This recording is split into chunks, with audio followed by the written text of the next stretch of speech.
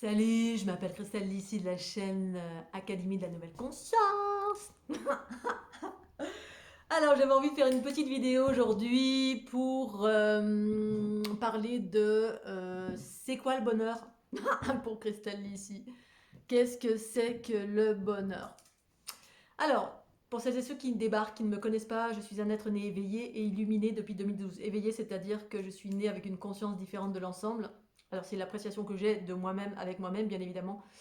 Et illuminé, je fais référence à des expansions de conscience, c'est-à-dire une bonne partie de ma vie, j'ai vécu différents processus d'activation de Kundalini. Mais au-delà de cela, j'étais éveillée au niveau de la conscience et puis ce processus a continué et en 2012, ça a été l'apothéose. Et depuis, j'ai ancré une multitude de choses, de conscience, la fleur de l'unité, d'enseignements divers et variés. Bref, c'est ce que je partage sur cette chaîne YouTube pour celles et ceux qui sont en quête d'eux-mêmes, de bien-être, de mieux-être, d'éveil, d'illumination, de perceptions diverses et variées au-delà de la chair et de la matière tangible qu'on peut appréhender avec notre corps physique. Et donc aujourd'hui, je voulais parler du bonheur. Qu'est-ce que c'est le bonheur pour moi? Pour faire une synthèse finalement de quasiment toute une vie, puisqu'en fait, j'ai un peu plus de 50 ans. Bientôt, c'est mon anniversaire d'ailleurs, mais en gros, je m'en fous. C'était juste pour la petite anecdote. C'est-à-dire que si je regarde un petit peu en arrière toute ma vie, la synthèse aujourd'hui, ce serait qu'est-ce que c'est que le bonheur au final après toute une vie. Alors, elle n'est pas terminée ma vie, mais une vie très très riche de plein de choses. Et aujourd'hui, j'avais envie de partager cette notion de bonheur pour toutes celles et ceux qui sont en quête d'illumination, d'éveil, de perception, de pouvoir, de guérison, de pouvoir de tordre les cuillères, bref, des choses qui peut-être n'apportent pas forcément le bonheur. Et donc je voulais vous partager moi ma notion du bonheur ici maintenant, dans l'instant présent de ce jour-ci. Qu'est-ce que c'est pour Christelle Lissy? Qu'est-ce qui a fait qu'aujourd'hui je vis dans la joie, dans la bonne humeur, je vis dans une conscience, en tout cas pour ma part extraordinaire, qui me permet de vivre la joie, la légèreté au quotidien, autant que faire se peut. Alors il y a des moments où c'est pas évident, bien évidemment, relatif à on va dire ma hypersensibilité. Mais d'une façon générale, c'est quasiment, c'est extraordinaire. Et je souhaite en fait à chacun de vivre tout ce que j'ai pu vivre ici-bas sur la planète Terre en termes de bonheur. Qu'est-ce que c'est? Eh bien pour moi, le bonheur, c'est être soi-même. Le soi qui s'aime. Et qu'est-ce que c'est que être soi-même pour Christelle d'ici? C'est un soi-même, un soi qui s'aime, c'est-à-dire aller vers l'amour de soi. Et aller vers l'amour de soi, ça évoque l'amour, mais de soi, avant toute chose, pour pouvoir en fait aimer pleinement tout ce qui nous entoure, et bien d'abord nous aimer nous-mêmes ou pas, hein, voilà, après c'est une histoire d'équilibre. En fait, tout ça est une histoire d'équilibre, d'amour de soi pour aimer mieux à l'extérieur de soi et apprécier les choses dans leur globalité, que ces choses soient simples ou compliquées, que ce soit l'acquisition de la matière qui nous fait du bien. Oh, je veux une propriété, je veux une Ferrari, je veux un château, bref, je veux plein de choses, et tout aussi bien que être pleinement heureux parce que le soleil brille, les oiseaux chantent, parce que les roses sont roses, parce que le ciel est bleu, parce que... Bref, on peut, d'une façon générale, avec des choses très simples ou sophistiquées, être pleinement heureux, mais être tout simplement aussi pleinement heureux parce que je suis en vie, parce que j'ouvre les yeux et le ciel est bleu, et je me réveille, je me dis ah, les oiseaux chantent, ah, c'est extraordinaire, qu'est-ce que je vais faire aujourd'hui? Youpi! Être juste pleinement heureux à l'intérieur de soi parce que c'est le soi qui s'aime. Le soi qui s'aime, eh bien, c'est cette histoire d'équilibre, des polarités, ces fameuses énergies, en fait, qu'on équilibre en nous, mais au-delà de cela, c'est être pleinement soi-même et pleinement soi-même dans l'harmonie, bien évidemment, parce que si pour vous, être pleinement vous-même, c'est être Dark Vador et comme ça vous êtes super heureux, c'est-à-dire vous êtes super heureux à faire le mal autour de vous, alors ça arrive aussi, hein, on peut être pleinement cela. Moi, je ne fais pas référence à cela, bien évidemment, je fais référence à l'amour pour moi-même, l'amour d'être en vie, l'amour d'observer la richesse du vivant, sans pour autant être dans la possession d'avoir plein d'acquisitions, parce qu'on peut aussi, hein, mais c'est pas ça. Dans la simplicité du quotidien, je suis pleinement heureuse, amoureuse, dans l'extase, dans l'amour de moi-même, de tout ce que j'accomplis, tout ce que j'ose faire. Et ces choses que j'accomplis, j'en suis pleinement fière moi-même avec moi-même. Pourquoi c'est important? Alors certains vont dire oui, mais t'es égoïste, tu penses qu'à toi, etc. Et en fait, on a été élevé, pour ma part en tout cas, dans un monde qui nous dit, voilà, faut aimer les autres essentiellement. Donc on est toujours trop à l'extérieur finalement, dans la codépendance de l'extérieur, à chercher l'amour à l'extérieur, à chercher à être validé à l'extérieur, à chercher à ce qu'on plaise à l'autre, et puis que si on plaît pas, ou là, on va tout faire pour qu'on ait un bon point, voilà, qu'on soit une bonne personne. Et en fait, c'est un peu ça dans l'environnement dans lequel on évolue, d'une façon générale, peut-être pas tout le monde, mais souvent, hein, on met des normes dès le début en nous disant ouais, soit comme ceci, soit comme cela. Bref, il y a tout le temps plein de normes à l'extérieur, comme le jugement à l'extérieur. Ça, c'est quelque chose de permanent qui est posé sur vous.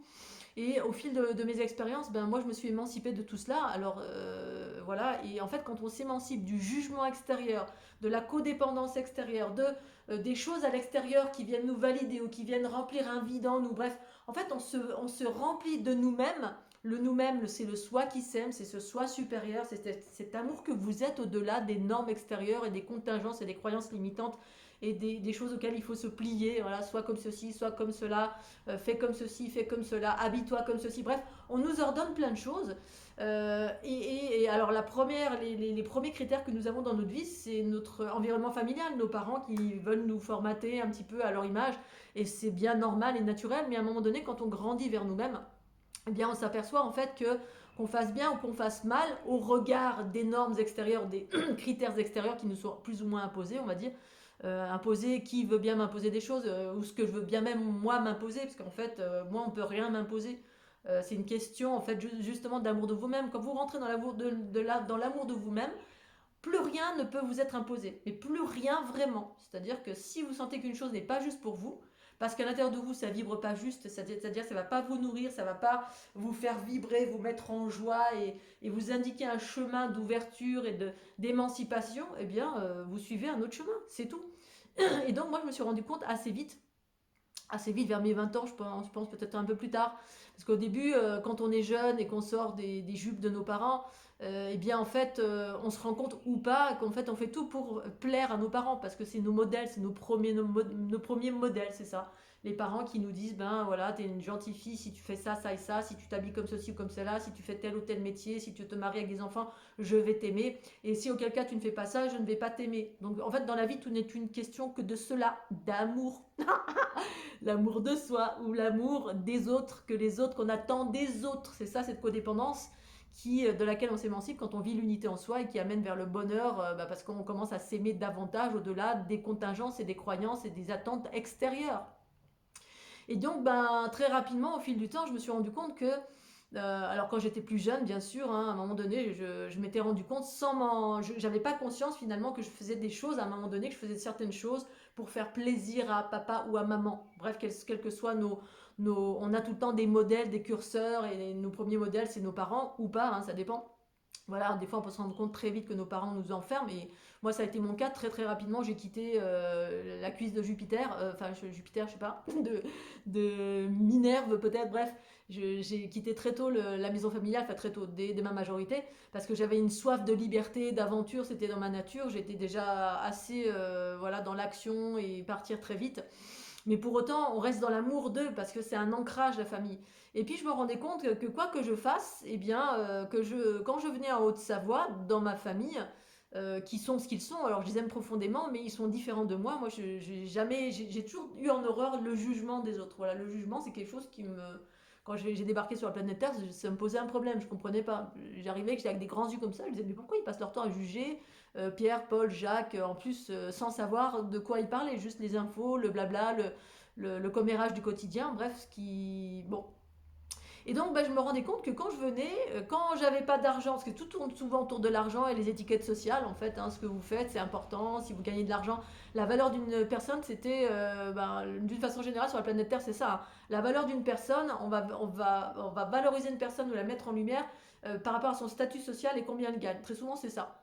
Et le statut social, voilà, si vous êtes un cadre, si vous êtes avocat, si vous gagnez beaucoup de sous, quel que soit votre métier, oh là là, vous avez réussi et c'est bien, t'es une bonne personne, oh, je vais t'aimer davantage, je vais t'aimer, ou tu corresponds à mes normes. Et moi, j'ai toujours suivi un peu, même beaucoup, j'ai toujours suivi l'élan de mon cœur. L'élan de mon cœur, de ce qui me faisait vibrer. Et force est de constater que tout au long de ma vie, j'ai papillonné un peu à droite, à gauche, en termes de, entre guillemets, d'emploi, en termes de plein de choses. Voilà, je papillonnais, parce que mes critères à moi, c'était faire des choses qui me mettent en joie, qui me font vibrer. Je ne pouvais pas vivre autrement. Il fallait que ça me fasse vibrer si je voulais avoir un emploi, entre guillemets, gagner des sous, Pour moi, c'était avant tout l'histoire d'une passion, quelque chose qui me faisait vibrer. Mais ce qui me faisait vibrer faisait pas forcément vibrer mes parents.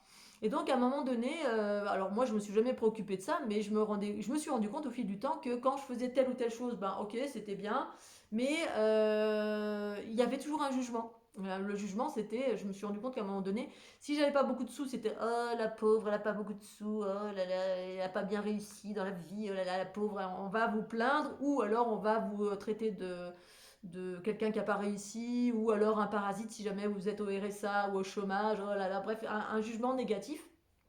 Et quand vous réussissez bien, eh bien, il y a de la jalousie. Voilà. Alors j'ai testé les deux côtés, hein. Les côtés où, à un moment donné dans ma vie, oui, j'ai bénéficié de plein de choses, j'ai expérimenté plein de choses. Et effectivement, que vous fassiez noir ou blanc, vous ayez de l'argent ou pas beaucoup d'argent ou beaucoup d'argent, je me suis rendu compte qu'au final, ben, l'un comme l'autre, soit vous êtes envié et on vous jalouse. Si vous avez de l'argent, vous avez réussi, vous voyagez beaucoup, vous travaillez pas beaucoup, vous voyagez beaucoup, vous êtes dans la joie, dans la bonne humeur et vous avez un bon salaire, tout ça, puis vous profitez de la life. Et là, je me suis rendu compte qu'il y avait un regard de jalousie, que ce soit vos amis, que ce soit votre famille, où il y a toujours derrière quelque chose qui. Et alors, au fait, alors normalement, on devrait être fier de vous, hein, mais voilà, il y a un jugement.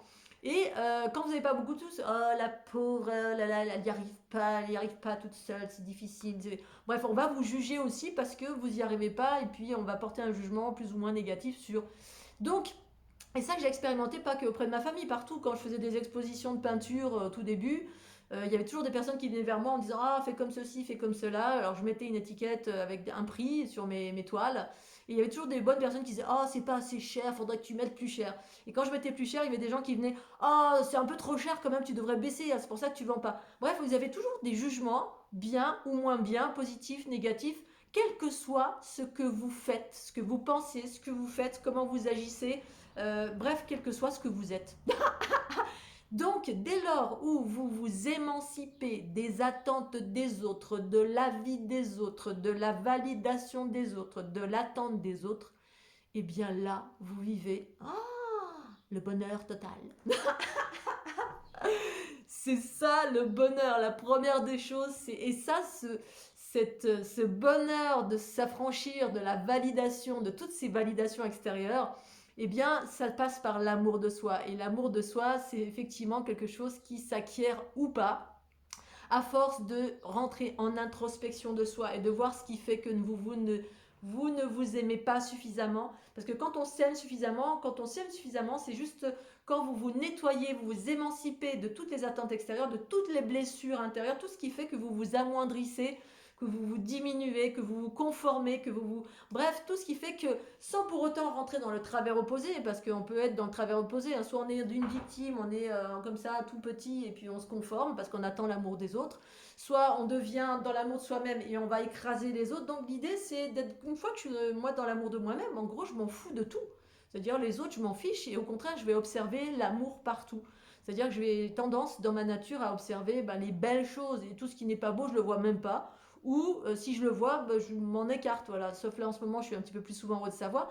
Mais parce que, voilà, il ne serait tardé que je m'émancipe parce que l'idée c'est aussi de s'émanciper des environnements qui vous font pas du bien et d'aller là où l'herbe est plus verte si vous en avez l'opportunité, mais en même temps l'opportunité il s'agit de la saisir.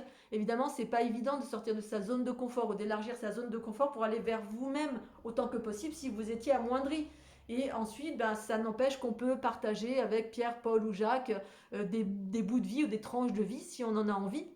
Mais tant qu'on est dans une forme de codépendance qui nous enferme, c'est difficile d'aller vers l'amour, la joie, vibrer pleinement son soleil, parce qu'on est toujours en attente de validation de quelque chose d'extérieur. Et quand l'amour de soi, en fait l'amour de soi c'est vraiment en lien avec ce soi supérieur qui se déploie à force de nettoyer tout ce qui n'est pas l'amour en soi. C'est-à-dire une fois qu'on rentre en introspection, qu'on se nettoie, qu'on s'équilibre, qu'on monte en fréquence, et c'est ce que font mes outils. Il y a des formations, j'ai des formations qui s'appellent comment équilibrer son corps mental, émotionnel et physique, qui sont en lien pour les hyperempathes, kinesthésiques ou les hyperempathes ou les hypersensibles, que ça passe par des pratiques bien évidemment. Ça ne se fait pas tout seul que d'aller vers l'amour de soi. L'amour de soi, c'est vraiment déployer ce soi supérieur, cet espace de vous-même que vous êtes. Vous êtes déjà cet amour. Sauf qu'on est engrammé de plein de blessures qu'on a récupérées de papa, maman, pépé, mémé, des influences diverses et variées dans lesquelles, auprès desquelles on est encore accroché parce qu'on n'est pas encore suffisamment dans l'amour de soi, donc la confiance de soi, donc cet ancrage dans cette verticalité qui est ok, j'ai recouvré mon amour, ok, je peux vivre pleinement, quoi que je fasse, mais en faisant des choses harmonieuses, parce que plus je vais vers l'amour de moi-même, plus finalement je déploie cet amour qui est de l'harmonie. Vous êtes de l'harmonie, mais il s'agit de déployer, nettoyer tout ce qui n'est pas l'harmonie, qui sont ces blessures, ces influences, c'est les personnes qui sont toxiques autour de vous, l'environnement qui est toxique, qui va vous influencer si vous êtes comme moi hyper empathe et si on ne sait pas comment ça fonctionne pour transmuter, on est là, on se diminue, ou alors on est influencé, donc on finit par devenir ce dans quoi on baigne, hein. Si on est dans un environnement où tout le monde juge, au bout d'un moment, on va devenir comme ça ou pas. Donc faut lutter un petit peu et rester soi-même. Bref, tout dépend où vous en êtes, mais je vous assure que quand vous arrivez vers cet amour de soi-même, mais quel bonheur, quel bonheur vous faites, et vous n'avez plus besoin d'être validé, vous vivez ici maintenant pleinement dans l'instant présent, vous prenez conscience que la vie est un cadeau. Alors bien évidemment, ça s'adresse aux personnes qui sont en bonne santé, si vous avez le cancer, scorbut, etc. C'est pas le discours aujourd'hui, hein. C'est vraiment d'aller vers l'amour de vous-même pour maintenir ces hautes fréquences et pleinement vivre la vie plutôt que de passer à côté de votre vie parce que vous êtes dans la codépendance de tout et la peur de tout et le petit, vous êtes diminué comme ça pour tout, alors qu'en fait il s'agit de déployer cet amour qui permet de déployer votre soleil, et un soleil qui parle d'harmonie, mais d'abord pour vous, votre harmonie à l'intérieur de vous. Et ça n'empêche que quand vous êtes un soleil, ça n'empêche pas que vous pouvez être dans l'amour des autres et dans l'équilibre des autres. Moi, je m'adapte en permanence, sauf quand des choses viennent m'enfermer. Voilà, je m'adapte à ce qui est en face de moi.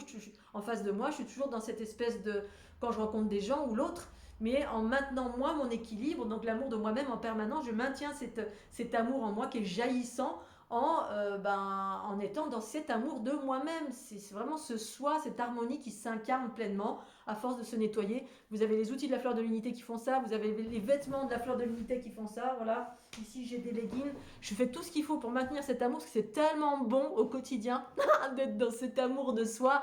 Et ça passe par beaucoup de moments de moi avec moi, en solitude avec moi, mais je suis jamais en solitude, je rencontre plein de gens, mais même sans rencontrer, je me ressource en totalité quand je suis en haut des parois, quand je fais de l'escalade, quand je fais de la via ferrata, quand je fais du bateau, quand je vais danser, quand je vais me prendre un petit déj au marché, oh c'est merveilleux, il fait beau, les oiseaux chantent, les fleurs sont merveilleuses. Tout ça, c'est la vie, je suis pleinement dans la vie, je suis pleinement dans l'action ici maintenant.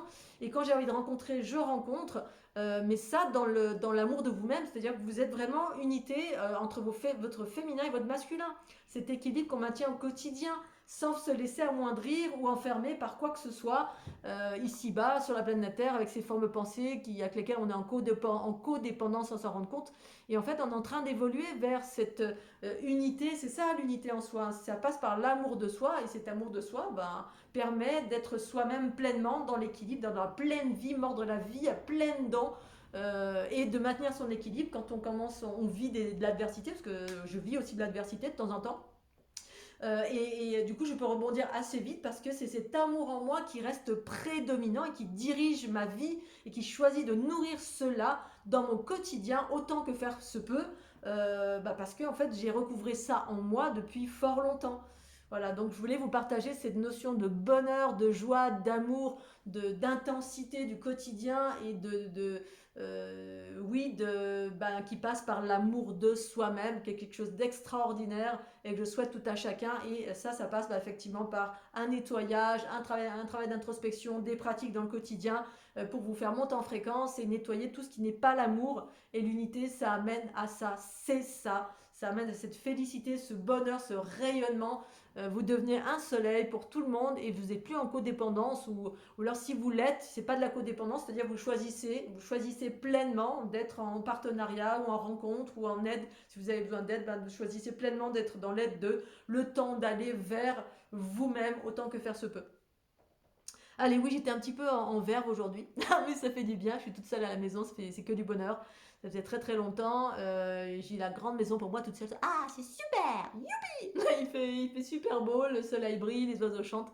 Je vais en profiter pour aller, une fois encore, faire exactement ce que j'ai envie de faire, parce que je suis dans l'amour de moi-même et je peux choisir pleinement à chaque instant tout ce que je souhaite faire sans me sentir enfermée ou obligée ou jugée par Pierre, Paul ou Jacques, parce que de toute façon, vous le saurez en permanence. Tout le monde, chaque chose sur la planète Terre qui n'est pas équilibrée dans l'amour va vous porter un jugement sur vous. Autant, voilà, tout ça, vous déblayez et vous êtes ici maintenant dans votre axe, vous avec vous-même, dans votre bulle d'amour. Et ça, c'est une vie extraordinaire que de vivre ainsi.